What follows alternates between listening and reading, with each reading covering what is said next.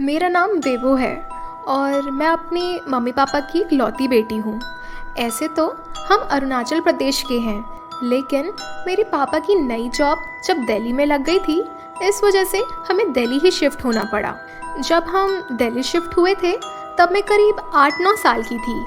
ऐसे तो ये उम्र बहुत छोटी है, लेकिन अभी भी मुझे अरुणाचल प्रदेश की सारी बातें बहुत अच्छी तरह से याद हैं। मेरे पड़ोसी, मेरे दोस्त और वहाँ का रहन सहन, दोनों ही जगह में ज़्यादा डिफरेंस नहीं है, लेकिन जो दोस्त मेरे बचपन में जैसे अरुणाचल प्रदेश में थे, वैसे दिल्ली में बनना थोड़ा मुश्किल था। जैसे जैसे शहर बदला, वैसे ही मेरे स्कूल्स भी बदल गए और मेरे दोस्त भी। और जिस घटना के बारे में मैं आज आपको बताने वाली हूँ, उस घटना के दौरान भी मैं करीब 8-9 साल की ही थी, जब हम नए नए दिल्ली में शिफ्ट हुए थे। उस वक्त मेरा नया नया स्कूल में भी एडमिशन हुआ था। वहाँ शिफ्ट होने के बाद शुरुआती का 1 हफ्ता तो हमें सारी चीज़ें जमाने और सब जगह कनेक्शन बनाने में ही चला गया। पापा की भी उस वक्त नई नई जॉब लगी थी, तो वो घर में ज़्यादा समय दे नहीं पाते थे और अक्सर घर से बाहर ही रहा करते थे। फिर पूरा पूरा दिन मैं और माँ ही रहते थे। मैं उनकी घर में थोड़ी बहुत मदद कर दिया करती थी और हम ज़्यादातर काम साथ ही किया करते थे, चाहे वो पढ़ाई हो और घर के कुछ कामकाज हो। ऐसे तो मेरी मम्मी एक हाउसवाइफ है, लेकिन उन्हें खाना बनाने का बहुत ही ज़्यादा शौक़ है और उनका ये ड्रीम था कि वो कभी आगे जाकर अपना एक रेस्टोरेंट खोल सके, और आज उनका ये ड्रीम पूरा भी हो चुका है। उस वक्त दिसंबर का टाइम था और जैसा कि मैंने बताया, मेरी माँ मुझे अच्छे अच्छे स्नैक्स बनाकर खिला रही थी। उस रात हम दोनों किचन में ही थे। मैंने और माँ ने साथ मिलकर टेस्टी सा डिनर कुक किया था और फिर हम सोने के लिए चले गए थे। अगले दिन मेरा स्कूल का पहला दिन था। ऐसे तो मैं बहुत ज़्यादा ही बातूनी हूँ, तो स्कूल में मेरे नए दोस्त बनना कोई बड़ी बात नहीं थी, लेकिन उनमें वो बात नहीं थी जो मेरे पुराने शहर के दोस्तों में थी। तो मेरी स्कूल के लोगों से उतनी खास ज़्यादा बनती नहीं थी, उनके बीच में थोड़ी बोर हो जाती थी।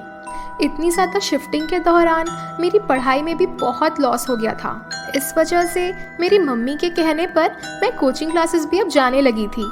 वहाँ जाकर मुझे बहुत ही मज़े आ रहे थे, क्योंकि वहाँ पर मुझे ऐसे दोस्त मिले जिनके साथ रहना, घूमना फिरना और खाना मुझे बहुत ही पसंद आ रहा था। वहाँ पर जो मेरे पहले 2 दोस्त बने थे, उनका नाम था अंशुल और अश्विन। क्लासेस के दौरान मैं उन दोनों के बीच में ही बैठा करती थी और वो दोनों मेरे स्कूल के भी नहीं थे। पर मेरी असली कहानी तो तब शुरू हुई जब मेरी मुलाकात उस लड़की से हुई, वो अजीब लड़की जिसका नाम था गुड़िया। वो लड़की बहुत ही ज़्यादा अजीब थी और वो किसी से बात ही नहीं करती थी, सबको बस अजीब तरह से घूरते रहती थी। अरे गुड़िया, तुम यहाँ अकेले ही क्यों बैठी रहती हो? आओ ना, हमारे साथ बैठो। अरे नहीं नहीं बेबो, ये तू क्या कह रही है? मैं ये अजीब लड़की के साथ नहीं बैठूंगा। अरे अश्विन, ऐसा क्यों कह रहे हो? वो अकेली है ना। अरे बेबो, अश्विन सही कह रहा है, ये बहुत अजीब लड़की है, तू जानती नहीं है। अरे अंशुल, तुम भी। और फिर मैंने अचानक ही गुड़िया की तरफ देखा। वो बहुत अजीब तरह से मुझे घूरने लगी थी और वो कुछ कह भी नहीं रही थी। तब मुझे भी थोड़ा वियर्ड सा लगा और तभी टीचर आ गए, तो मैंने उसे इग्नोर कर दिया। ऐसे ही मेरा रोज़ रोज़ कोचिंग क्लासेस जाना होने लगा और मुझे मेरे दोस्तों के साथ बहुत ही मज़ा आने लगा। और मैं रोज़ देखा भी करती थी कि गुड़िया हमेशा अलग ही बैठा करती थी, कोई भी उससे बात करना पसंद नहीं करता था। टीचर भी उससे बात करना थोड़ा अवॉइड ही करते थे, क्योंकि वो कभी उनके क्वेश्चंस के आंसर ही नहीं करती थी। यहाँ तक कि गुड़िया के पेरेंट्स को भी नहीं पता था कि वो ऐसी क्यों है। पर मैं उसे हमेशा अलग ही बैठा हुआ देखा करती थी।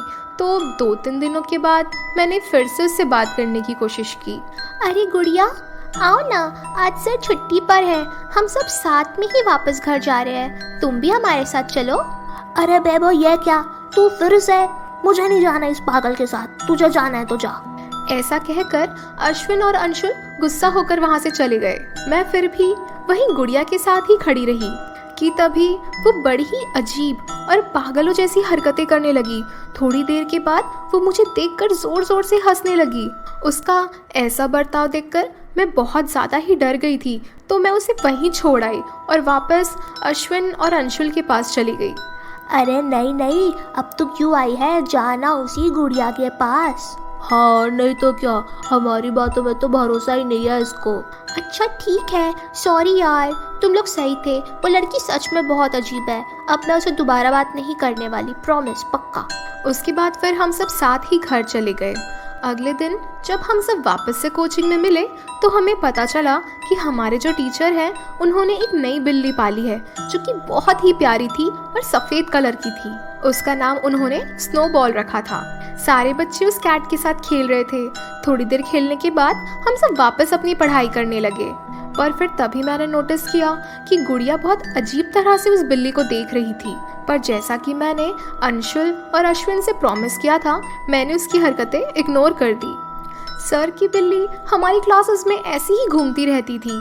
उस दिन जब क्लास ख़त्म हुई तो सभी उस बिल्ली के साथ खेल रहे थे और फिर सब वापस अपने घर जाने लगे कि तभी मैंने देखा कि गुड़िया सबसे आखिर में बहुत तेज़ी से निकलकर भाग गई। मुझे वो भी बहुत अजीब लगा, पर मैंने उससे भी इग्नोर कर दिया। अगले दिन जब हम सब वापस से कोचिंग क्लासेस में गए तो वहाँ हमारे सर बहुत ही ज़्यादा परेशान बैठे हुए थे। हमें उन्हें ऐसे देखकर बिल्कुल भी अच्छा नहीं लगा, तो हमने उनसे पूछ ही लिया कि क्या बात है। तो उन्होंने हमें बताया कि उनकी बिल्ली अब उन्हें मिल ही नहीं रही है। वो बहुत ही ज़्यादा उदास हो गए थे। थोड़ी ही देर के बाद उन्होंने हमें पढ़ाना शुरू कर दिया। पढ़ते पढ़ते मैंने ध्यान दिया कि आज गुड़िया आई ही नहीं थी क्लासेस। वो जस्ट मेरे पीछे बैठा करती थी, इसलिए मुझे बहुत अच्छे से पता था। ऐसे ही करते करते 2 दिन और बीत गए और सर को उनकी बिल्ली अभी तक नहीं मिली थी। शुरुआत में उन्हें ऐसा लगा था कि बिल्ली शायद यहीं कहीं घूम रही होगी और वापस आ जाएगी, लेकिन अब जब 2 दिन हो गए थे तो वो बहुत ही ज़्यादा परेशान हो गए थे। और दूसरी तरफ मैंने ये भी नोटिस किया कि जिस दिन से बिल्ली गायब हुई है उसी दिन से गुड़िया भी कोचिंग क्लासेस नहीं आ रही है। जब गुड़िया के बारे में मैंने सर से कहा तो उन्होंने भी मेरी बात पर ज़्यादा ध्यान नहीं दिया, क्योंकि वो अपनी बिल्ली को ही लेकर बहुत परेशान थे। उस दिन की क्लासेस थोड़ी लंबी ही चल गई, तो मुझे, अश्विन और अंशुल को बहुत भूख लगने लगी। तो हम वॉक करते करते शॉप की तरफ जा रहे थे जहां हमने डिसाइड किया था कि हम केक खाएंगे। हम तीनों बातें करते करते ही रोड पर चल रहे थे और ये डिसाइड कर रहे थे कि कौन से फ्लेवर का केक खाएंगे कि तभी मुझे पीछे से आवाज़ आई, मेरी बात सुनो। ये आवाज़ बहुत ही ज़्यादा वियर्ड थी और जैसे ही मैंने पलट कर देखा तो पीछे गुड़िया खड़ी थी और उसके पास से बहुत तेज़ बदबू आ रही थी। हम तीनों ने ही फटाक से अपने नाक बंद कर लिए और उससे दूर जाने लगे, पर हम उससे जितना दूर जाते वो हमारे उतने ही पास आ जा रही थी।